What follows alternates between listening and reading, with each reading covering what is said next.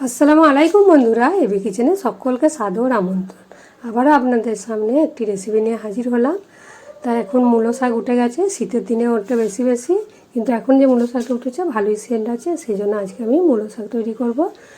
আর এই মূলো শাক ভাজা একটু কষা ভাব হয়, ওই জন্য অনেকে খেতে চায় না। আমি এমনভাবে রান্না করব কষা ভাবটা থাকবে না, একদম সুন্দর টেস্ট হবে, মিষ্টি মিষ্টি ভাব, খেতে কিন্তু খুব ভালো হবে।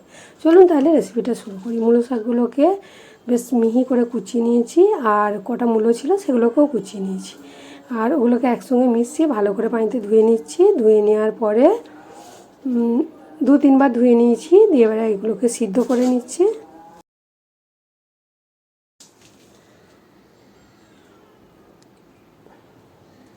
হাঁড়িতে সব ঢেলে দিলাম, অল্প একটু লবণ দেব আর পানি দেব।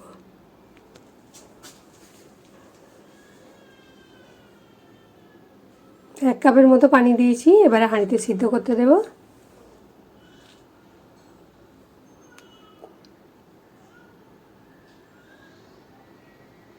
ফুটে গেছে, এবারে এখানে আমি একবার নেড়ে দিলাম। আর এখন তো ভালোই শক্ত আছে, সিদ্ধ হয়নি, এই ফুটেছে।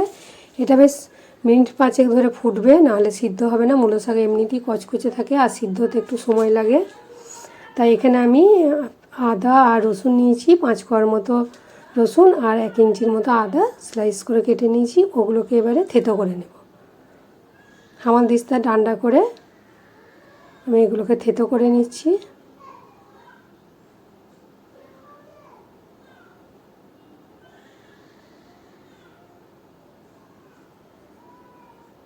আদা রসুন বেশ ভালো মতো থেতো করা হয়ে গেছে। এবারে আমি এখানে লঙ্কা নিচ্ছি, শুকনো লঙ্কা। যদি কেউ আরও বেশি ঝাল খেতে দেয়, এতে 4-5টা কাঁচা লঙ্কা দিয়ে দিলেও হবে।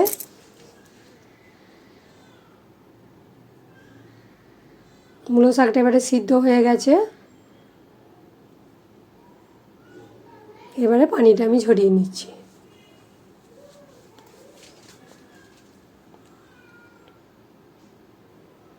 তাহলে যে সকল বন্ধুরা আমার ভিডিওটা দেখছেন, ভালো লাগলে অবশ্যই ভিডিওতে একটা লাইক দেবেন, কমেন্ট করে জানাবেন কেমন লেগেছে। আর যদি ভালো লেগে থাকে এই রেসিপিটা, অবশ্যই বেশি বেশি করে শেয়ার করবেন। আর নতুন বন্ধু হলে আমার চ্যানেলটা সাবস্ক্রাইব করার অনুরোধ রইল। মূলো শাকের পানিটাকে এইভাবে গ্লাসে করে আমি টিপে টিপে বার করে দিচ্ছি, তাহলে কষা ভাবটা আর মোটেই থাকবে না।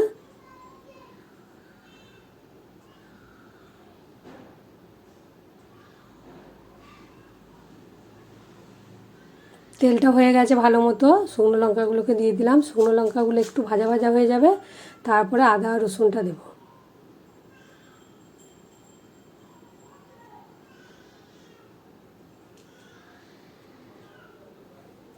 শুকনো লঙ্কাটা ভাজা ভাজা হয়ে গেছে, এবারে আদা আর রসুনটাকে দিয়ে দিচ্ছি।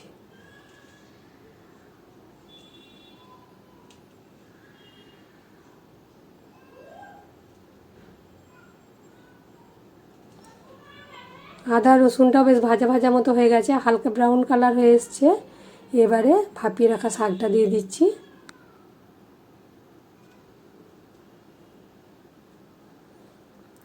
আদা রসুন আর লঙ্কা শুকনো একসঙ্গে বেশ ভালো মতো করে শাকটার মধ্যে মাখিয়ে দিচ্ছি। দিয়ে লবণটা একটু কম হয়েছিল, লবণ দিচ্ছি একটু, আর অল্প সামান্য চিনি দিয়েছি।